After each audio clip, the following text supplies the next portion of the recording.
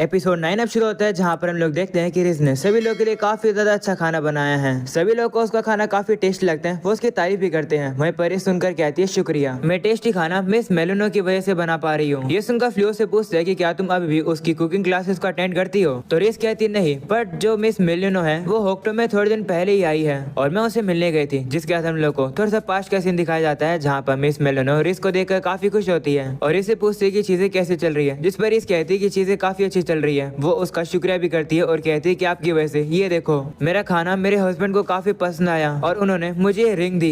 इन सब के लिए आपका शुक्रिया। ये सुनकर मेलिनो काफी खुश होती है और वो उसे कहती है कि गिफ्ट के तौर पर मैं तुम्हें एक फैमिली मील सिखाऊंगी। सीन एपिसोड का आता है जहाँ पर इस कहती है कि मिस मेलिनो ने मुझे बच्चों का खाना बनाना भी सिखाया है। वो सुनकर बेली रोजा उसे कहती है हाँ ऐसा हो सकता है कि थोड़े समय बाद तुम्हारे भी बच्चे हो जाएं, तब के लिए ये काम आएगा। ये सुनकर फ्लियो भी कहता है हाँ, और वो थोड़ा सा शर्मा आ जाता है। तभी गेट पर कोई आता है। फ्लियो अब जाकर देखता है और उसे पता चलता है कि वहाँ पर तो प्रिंसेस एलिजाबेथ थी। वो उसे कहते हैं कि आप आके यहाँ क्या कर रही हो, मैंने आपको पहले बता रखा है कि मैं हीरो बनने में इंटरेस्टेड नहीं हूँ। तो प्रिंसेस अब उसे कहती है कि मैं इसलिए नहीं आई हूँ, मैं यहाँ पर आपसे माफी मांगने आई हूँ। मुझे पता चल गया कि आप फ्लियो नहीं बल्कि बानजा हो, वही हीरो कैंडिडेट जिसे यहाँ पर समन किया गया था। ये सुनकर फ्लियो हैरान हो जाता है। इसके बाद प्रिंसेस अब उनके घर आकर बैठती है, जहाँ पर बेली रोजा प्रिंसेस को एक चाय ऑफर करती है और कहती है कि पता नहीं आपको पसंद आएगी या फिर नहीं। तो प्रिंसेस कहती है कि मैं इसे पी लूंगी, चिंता मत करो। वो अब सभी लोगों से ये भी कहती है कि मुझे फ्लियो से अकेले में कुछ बात करनी है, तो हम लोग को अकेला छोड़ सकते हो क्या। जिस पर बेली रोजा तो कहती है ठीक है, लेकिन तभी रिस कहती है नहीं। वो प्रिंसेस से कहती है कि तुम्हारे किंगडम ने मेरे हस्बैंड को काफी बुरी तरीके से ट्रीट किया है, मैं तुम दोनों को अकेला नहीं छोड़ूंगी। यह सुनकर फ्लियो भी हैरान हो जाता है और वो रिस के हाथ पर हाथ रख के कहता है ठीक है। वह प्रिंसेस से भी कहता है कि रिस सही कह रही है और मैं चाहता हूँ कि जब तुम मुझे कुछ बात बताओ तो रिस भी मेरे साथ रहेगी। अगर ऐसी बात है जो कि तुम मेरी वाइफ के सामने डिस्कस नहीं कर सकती हो तो चुपचाप से यहाँ से चली जाओ। वो सुनने के बाद अब रिस काफी ज्यादा शर्माने लगती है। तो प्रिंसेस भी कहती है ठीक है, मैं रिस के सामने तुम्हें वो बात बता दूंगी। ये सुनकर फ्लियो बाकी सभी लोगों को इशारे करके कह देता है कि यहाँ से चले जाओ और वो लोग भी वहाँ से चुपचाप से चले जाते हैं। इसके बाद प्रिंसेस अब नीचे बैठकर फ्लियो से कहती है कि फिर से बानजा सर मुझे माफ कर दो, मेरे किंगडम को माफ कर दो। मुझे पता है कि हम लोगों ने आपके साथ काफी बुरा किया है। हम लोगों ने फॉरेस्ट में तुम्हें एक कूड़े की तरह फेंक दिया था और तुम्हें जो हम लोगों ने बैग दिया था वो भी हम लोगों ने खराब किया था,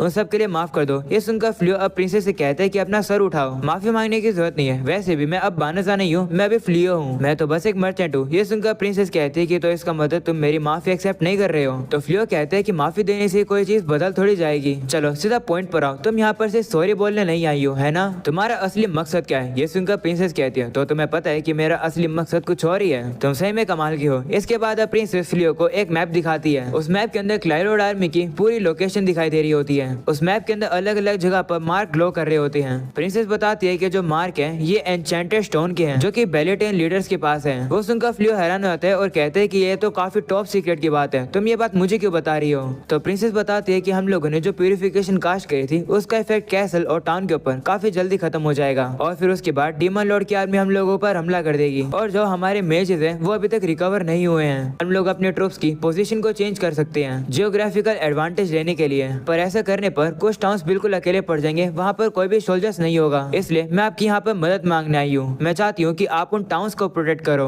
जब वहाँ पर सोल्जर्स नहीं होंगे। मैं हीरो के तौर पर आपसे मदद नहीं मांग रही हूँ। वो सुनकर इस गुस्सा हो जाती है और वो प्रिंसेस से कहती है कि तुम काफी सेल्फिश हो, तुम मेरे हस्बैंड को ऑर्डर दे रही हो, मेरे हस्बैंड को वॉर बिल्कुल पसंद नहीं है पर फिर भी तुम उन्हें वॉर में भेजना चाहती हो। तो प्रिंसेस बताती है कि जो किंग थे उन्होंने प्यूरिफिकेशन का यूज किया जिसके से उनकी हालत खराब हो गई और वो रेस्ट कर रहे थे, पर वो काफी जल्द अब रेस्ट से उठने वाले हैं और जैसे वो उठेंगे वो अपनी पूरी आर्मी को तुम लोगों पर छोड़ देंगे, तुम लोग को पकड़ने के लिए, क्योंकि उन्हें लगता है कि तुम डीमस के साथ मिले हुए हो। वो सुनकर रिस उसे कहती है कि क्या तुम हमें धमकी दे रही हो, हम डरने वाले नहीं हैं। तो प्रिंसेस कहती है कि मैं धमकी नहीं दे रही हूँ, मैं बस चाहती हूँ कि आप लोगों को ज्यादा परेशानी ना हो। इस समय पर अभी मैं क्लाइरोड की रूलर हूँ, तो एक चीज है जो कि मैं कर सकती हूँ वो है किंग को उसकी गलती की सजा देना कि उन्होंने गलत हीरो को चुना और असली हीरो को तो उन्होंने ऐसे ही फेंक दिया। मैं उनसे उनकी राजगद्दी छीन लूंगी और उन्हें अरेस्ट करवा दूंगी। इसे प्लीज लियो, आप हमारी प्लीज मदद करो। किंग ने हमारे किंगडम को काफी खतरे से प्रोटेक्ट किया आज तक, पर किंग ने उन लोगों के साथ भी काफी बुरा बिहेव किया है जिन लोगों को मदद की जरूरत थी। ये राजा होने की निशानी नहीं है, इससे उनके जगह मैं किंगडम को रूल करूंगी जिससे कि मैं अपने किंगडम के लोगों को बचा पाऊंगी। और ऐसा करने के लिए मुझे किंगडम के लोगों को दिखाना होगा कि मैं आर्मी को कमांड दे सकती हूँ और साथ में किंग को भी कंट्रोल कर सकती हूँ। ये सुनकर रिस उसे कहती है कि तुम बस मेरे हस्बैंड को यूज करना चाहती हो एक रूलर बनने के लिए। ये देखकर फ्लियो अब रिस को शांत कराता है। इसके बाद फ्लियो अब प्रिंसेस से कहता है कि तुम्हें बस ये गारंटी चाहिए ना कि मैं डीमन आर्मी को ज्वाइन नहीं करूंगा। ये सुनकर प्रिंसेस कहती है तो तुम्हें फिर से पता चल गया कि आखिर मैं क्या चाहती हूँ। वहाँ पर ये सुनकर इस थोड़ी से कंफ्यूज होती है और कहती है कि सबका मतलब क्या है। तो फ्लियो से कहता है कि इस चीज का क्या फायदा होगा कि ऐसे दुश्मन को टॉप सीक्रेट इन्फॉर्मेशन के बारे में बताना जो कि डीमन के साथ मिला हुआ हो। तो रिस कहते कि इसका मतलब प्रिंसेस चाहती कि तुम शांति से रहो और दिक्कत खड़ी ना करो। तो फ्लियो कहता है बिल्कुल सही समझा, प्रिंसेस शुरुआत से ही मुझे अपनी फोर्स में काउंट नहीं करती है ना प्रिंसेस। तो प्रिंसेस कहती है हाँ, जो टाउन में लोग हैं मैं उन्हें अबैंडन नहीं करना चाहती हूँ, ये मेरी ट्रू फीलिंग है। तो फ्लियो उसे कहते हैं कि क्या तुमने इस पॉसिबिलिटी के बारे में नहीं सोचा था कि जो इन्फॉर्मेशन तुमने मुझे दी है मैं उस इन्फॉर्मेशन को किसी डीमन को बता दूंगा। तो प्रिंसेस कहती है कि प्लीज ऐसा मत करना, इससे हम लोग के बीच में एक ट्रस्ट बना रहेगा। इसे फ्लियो हो सके तो मेरी मदद करना। ये सुनकर फ्लियो अब थोड़ा सा सोच में पड़ जाता है। अगले सीन में हम लोग को टाउन में कुछ एडवेंचर्स को दिखाया जाता है जो कि हीरो को और उसके साथी को ढूंढ रहे होते हैं, क्योंकि उन लोगों को ढूंढने पर इनाम मिलेगा। वहीं पर उन लोगों से छुपे हुए हीरो और उसके साथी सुया झाड़ी के पीछे बैठे थे। वहीं पर सुया तो काफी दुखी होती है कि उन लोगों को इस तरीके से भागना पड़ रहा है। वहीं पर हीरो कह रहा होता है कि मैं भागने वालों में से नहीं हूँ, मुझे बस वापिस से हीरो बनना होगा, इसलिए मैं सभी लोगों से भाग रहा हूँ। तभी सुया भूख के कारण रोने लगती है। वो देखकर हीरो अब उसे कुछ खाने के लिए देता है। तो सुया उसे कहती है कि हमारे पास काफी कम खाना है, क्या मैं इसे सही में खा लूं? तो हीरो कहते हैं चिंता मत करो, इसे खा लो। ये सुनकर सुया अब उसे खाने लगती है। तभी हीरो से कहते हैं कि मैं काफी हैरान हूँ कि तुम अभी तक मेरे साथ हो।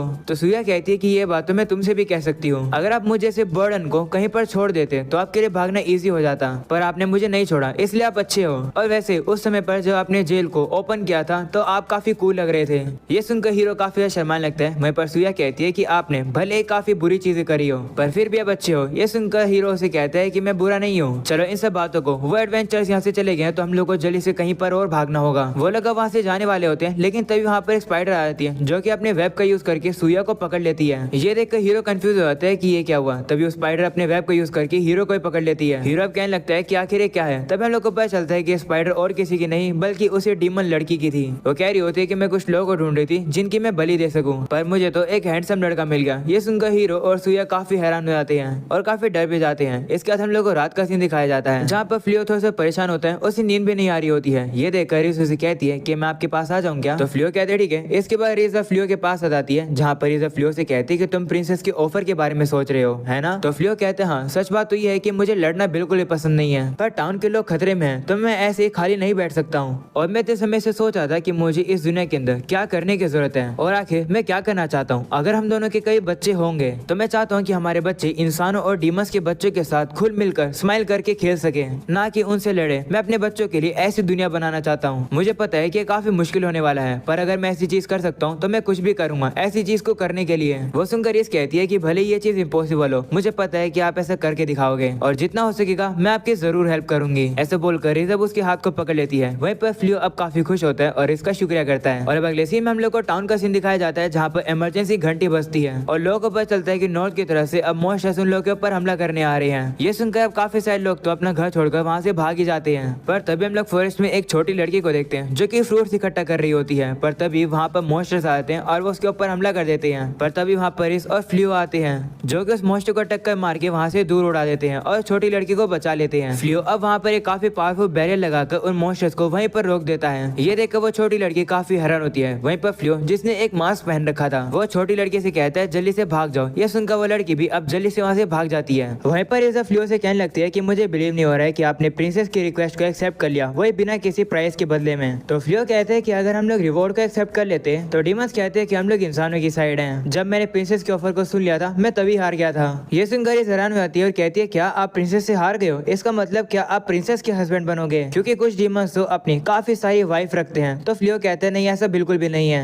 मैं प्रिंसेस से शादी नहीं करने वाला हूँ, तुम दुखी मत हो। ये चीज एक डीमन देख लेता है और अब रिस से कहते हैं कि तुम एक लुपिन हो, तुम इंसानों की साइड क्यों हो? तो फ्लियो से बताते हैं कि हम लोग इस टाउन के रखवाले हैं, अगर तुम चुपचाप वापस चले जाओगे तो मैं तुम्हें हर्ट नहीं करूंगा, पर अगर तुम टाउन के लोगों को हर्ट करोगे तो मैं तुम्हें बेरहम तरीके से मार दूंगा। ये सुनकर वो डीमन उसे कहते हैं कि तुम कमजोर हो, तुम हमारा कुछ नहीं बिगाड़ पाओगे। तो रिस कहती है कि फ्लियो कमजोर नहीं है, तुम में से कोई भी फ्लियो के बैरियर को पार तक नहीं कर पा रहा है। ये सुनकर वो डीमन भी कहते हैं हाँ ये तो सच बात है। तभी अचानक से वहाँ पर एक काफी बड़ा डीमन आ जाता है और वो कहता है कि मैं इस बैरियर को खत्म कर दूंगा। उस मॉन्स्टर को देखकर रिस फ्लियो को बताती है कि ये साइक्लोप है, डीमन आर्मी का सबसे पावरफुल ट्राइब और ये डीमन लॉर्ड के भाई यूईगार्डे का सर्वेंट है। वहीं पर वो साइक्लोप रिस को देखकर कहता है कि तुम्हारा जो भाई था वो इंफीरियर 4 में से एक था, पर फिर भी वो मारा गया, वो कितना कमजोर था। मेरे अपोनेंट तुम नहीं हो, मुझे इस इंसान से लड़ने दो। ये सुनकर रिस फ्लियो से कहती है कि साइक्लोप से मुझे लड़ने दो। ये सच बात है कि मेरा भाई इंफीरियर 4 में से एक था और वो हार गया, पर अगर मेरे भाई की हार की वजह से जो मेरी ट्राइब है नाम खराब हो रहा है तो मैं रिस ऐसे बैठे खाली देख नहीं सकती हूँ। मैं साइक्लोप को हरा कैसे याद दिलाऊंगी कि सबसे स्ट्रॉन्गेस्ट ट्राइब कौन है। वो सुनकर फ्लियो कहता है कि मुझे नहीं लगता कि ऐसा करना सही रहेगा, पर अगर ये तुम्हारे लिए इंपॉर्टेंट है तो मैं बीच में दखल अंदाजी नहीं दूंगा। पर बस इसे मारना मत। ये सुनकर रिस कहती है ठीक है, और अब वो आकर उस साइक्लोप से लड़ने लगती है। वहीं वो साइक्लोप रिस को काफी कमजोर समझ रहा होता है और उसके ऊपर हमला कर देता है, पर रिस भी काफी तेजी से उसके अटैक को डॉज करती है और अब वो काफी तेज से जाकर उस साइक्लोप के हाथ पर काट लेती है और वो उसके हाथ का थोड़ा सा मांस उतार देती है। इसी तरीके से रिस अब उसे बाइट करके उसे काफी ज्यादा घायल कर रही होती है। ये देखकर वो साइक्लोप गुस्सा आता है और वो रिस से कहता है कि क्या तुम्हें सही में लगता है कि तुम मुझे सिर्फ काट काट के हरा सकती हो? तो रिस कहती है कि तुम्हारी मसल काफी हार्ड है, तो मैं तुम्हें सिर्फ बाइट ही कर सकती हूँ। अगर मेरी पुरानी सेल्फ अभी यहाँ पर होती तो अब तक तो मैं तुम्हें मार चुकी होती, पर मैं अभी होल्ड बैक कर रही हूँ। मैंने होल्ड बैक करना सीख लिया है। इस चीज के लिए तुम्हें मेरे हस्बैंड का शुक्रगुजार होना चाहिए। ऐसा बोलने के बाद रिस म्यूटी और एक लीप का यूज करके काफी ऊंची छलांग लगाती है और वो पोजिशनल एक्सचेंज का यूज करके साइक्लोप को अपनी जगह पर ले आती है और खुद टेलीपोर्ट होकर उस साइक्लोप की जगह पर यानी नीचे आ जाती है। वहीं पर वो साइक्लोप रिस से कहने लगता है कि तुमने बस जगह बदल दी है, इससे तुम मुझे नहीं हरा पाओगे। ऐसा बोलने के बाद वो अपने वेपन को सीधा रिस की तरफ फेंक देता है। ये देखकर रिस जल्दी से पोजिशनल एक्सचेंज का फिर से यूज कर देती है और अब वो वापिस से साइक्लोप उसी जगह पर आ जाता है और अब उसी का वेपन आकर उसी के सर पर लग जाता है। इसके बाद हम लोग रिस को देखते हैं जो कि अपनी पावर का यूज करके काफी सारे पेड़ों को उठा लेती है। वह वो साइक्लोप से कहती है कि भले तुम्हारी मसल कितनी भी ठीक हो, इससे तुम नहीं बच पाओगे। ऐसा बोलने के बाद रिस ग्रेविटेशन का यूज करके उन पेड़ों को उस साइक्लोप की तरफ काफी तेज से फेंकती है और अब वो सारे पेड़ आकर उस साइक्लोप की बॉडी के अंदर गड़ जाते हैं। ये देखकर वो साइक्लोप रिस से कहता है कि तुमने डर्टी ट्रिक करी है इंसानों की तरह, जबकि तुम एक डीमन हो। तो रिस कहती है कि अगर मैंने इन डर्टी ट्रिक्स का यूज नहीं किया होता तो अब तक तो तुम मारे जाते। ये सुनकर वो साइक्लोप गुस्सा होता है और अपने साथियों को कहता है कि इसके ऊपर हमला करो, इस धोखेबाज को ऐसे मत जाने देना। जिसके बाद हम लोग देखते हैं कि अब काफी सारे डीमंस एक साथ ही रिस के ऊपर हमला कर देते हैं। ये देखकर फ्लियो कहता है बहुत हुआ। वो अपनी पावर को यूज करके सभी डीमंस को अभी की जगह पर रोक देता है और अब डीमंस बिल्कुल भी हिलने पा रहे होते हैं। ये देखकर रिस फ्लियो से कहती है कि इन लोगों को मैं हैंडल कर लेती। तो फ्लियो कहते हैं कि तुम्हारे और साइक्लोप की लड़ाई खत्म हो गई है, तो लड़ने की और जरूरत नहीं है, और वैसे मुझे पता है कि रिस तुम कितनी ताकतवर हो। ये सुनकर रिस अब शर्माने लगती है। तभी फ्लियो हीलिंग का यूज करके उस साइक्लोप को पूरी तरीके से हील कर देता है। ये देखकर वो साइक्लोप काफी हैरान हो जाता है और फ्लियो से कहते हैं कि तुम्हें क्या चाहिए, तुमने मुझे हील क्यों किया? तो फ्लियो कहते हैं कि मैंने ऑलरेडी तुम्हें बता दिया है, मैं चाहता हूँ कि तुम वापस चले जाओ। मैं तुम सभी लोगों को एक ही साथ टेलीपोर्टेशन के जरिए डेलावेयर फॉरेस्ट में वापस भेज दूंगा, पर फिर भी तुम लोग यहाँ पर वापस आओगे, है ना? इसलिए मैं चाहता हूँ कि तुम्हें जो ऑर्डर दे रहा है तुम उसे ही छोड़ दो। ये सुनकर वो साइक्लोप हैरान होता है और फ्लियो से कहता है कि आखिर तुम हो कौन? जिस पर फ्लियो कहता है कि मैं बस एक नॉर्मल ह्यूमन हूँ जिसका इस डीमन यानी कि रिस के साथ एक स्पेशल रिलेशनशिप है। मैं तुम सभी लोगों के साथ भी चीजों को शांति से खत्म करना चाहता हूँ और दोस्ती करना चाहता हूँ, पर अगर तुम सभी लोग मेरी बात नहीं मानोगे और रास्ते के बीच में आओगे तो मैं तुम सभी लोगों को छोड़ूंगा नहीं। ऐसा बोलने के बाद फ्लियो अब काफी गुस्से में आकर उन लोगों को अपनी पावर दिखा रहा होता है, जिसे देखकर वो सभी डीमंस काफी डर जाते हैं और डिसाइड करते हैं कि वो लोग वापस जाएंगे। तो फ्लियो अब अपनी टेलीपोर्टेशन पावर को यूज करके उन सभी लोगों को वापस भेज देता है। उन लोगों के जाने के बाद रिस फ्लियो से कहती है कि जब आप गुस्से में आ गए थे तो आप काफी कूल लग रहे थे, जो घर पे हम लोगों ने प्रैक्टिस करी थी गुस्से होने की वो काम आ गई। हम लोग को पता चलता है कि रिस ने ही फ्लियो को बताया था गुस्सा होना और डीमंस को अपनी थोड़ी सी पावर दिखाना, जिसे देखकर डीमंस डर जाएंगे और वापस चले जाएंगे। और अब वैसा ही हुआ। सीनियर प्रेजेंट आता है जहाँ पर फ्लियो कहते हैं कि मैं काफी नर्वस हो गया था। तो रिस फ्लियो से कहती है कि क्या उन लोगों को वापस भेज देना सही रहेगा,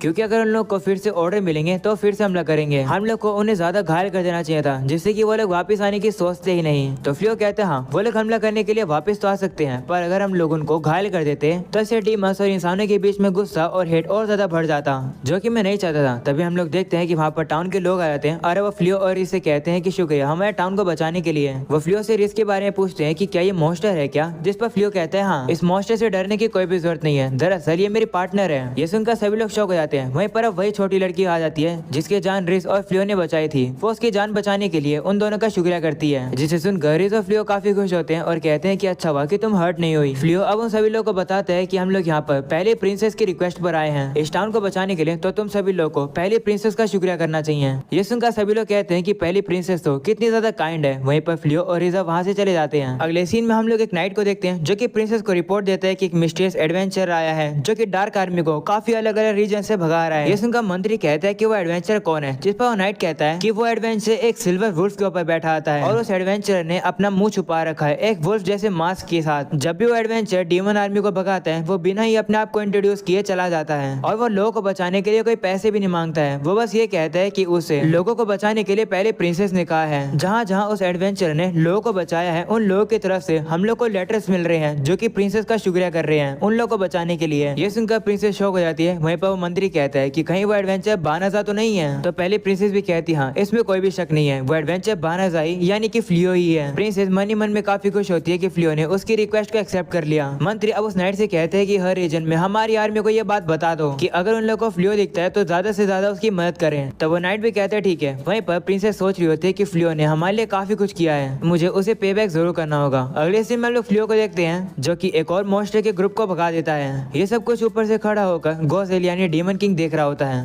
वो कहते हैं कि आखिर यूई गाड़े की हिम्मत कैसे हुई, बिना ऑर्डर्स के आखिर उसने आर्मी को क्यों भेज दिया। तब यहाँ पर डीमन लॉर्ड की सर्वेंट आती है जो कि डीमन लॉर्ड से कहती है कि लेडी ओलिमिनस की तरफ से एक अर्जेंट मैसेज है और वो मैसेज ये है कि जो यूई गाड़े है वो काफी इवल हो चुका है, वो आपके सिंहासन पर बैठ गया आकर। अगले सीन में हम लोग यूई गाड़े को देखते हैं जो कि अपनी साथी से कहता है कि क्या सारी तैयारियां हो गई है। तो उसकी साथी कहती है हाँ मैंने कुछ इंसानों को भी उठा लिया जिनके अंदर हाई कैपेबिलिटीज हैं। जब हम लोग डीमन लॉर्ड से लड़ेंगे तो हम लोग अपनी सीक्रेट टेक्निक का यूज करेंगे। उस सीक्रेट टेक्निक को यूज करने के लिए हम लोग को इवल गॉड की पावर की जरूरत पड़ेगी। पावर लेने के लिए हम लोग को 2 लोगों की बलि देनी होगी और इन दोनों की हम लोग बलि देंगे। ये सुनकर हीरो और उसकी साथी काफी घबरा जाती है और कहते हैं कि ऐसा मत करो। वहीं पर यूई गाड़े की साथी कहती है कि भले ही डीमन लॉर्ड कितने भी ताकतवर हो, हमारे सीक्रेट टेक्निक के सामने वो जरूर हार जाएंगे। दूसरी तरफ हम लोग डीमन लॉर्ड को देखते हैं जो कि अब काफी तेज से यहीं पर आ रहे होते हैं। वहीं पर अब यूई गाड़ी भी कह रहा होता है कि डीमन लॉर्ड जल्दी यहाँ पर आओ, मैं जैसे तुम्हें हरा दूंगा ये सिंहासन मेरा हो जाएगा और अगला डीमन किंग मैं बनूंगा। और अब इसी के साथ होता है ये एपिसोड यहाँ पे खत्म। अगले एपिसोड में हम लोग देखने वाले हैं कि आखिर वो सभी लोग मिलकर यूई गाड़ी को कैसे रोकेंगे और आखिर डीमन लॉर्ड वापस से फ्लियो से मिलने क्यों आएगा। ये सब कुछ हम लोग को अगले एपिसोड में देखने को मिलेगा। अगला एपिसोड अगले हफ्ते आएगा। इसे जल्दी से सब्सक्राइब करके और नोटिफिकेशन जरूर से ऑन कर देना ताकि अगला एपिसोड जैसे ही आएगा तुम लोग को उसकी नोटिफिकेशन मिल जाएगी और तुम उसे देख पाओगे। और आज के लिए इतना ही, वीडियो को जोर से लाइक करके जाना। मिलते हैं अगले एपिसोड के अंदर, तब तक के लिए बाय बाय।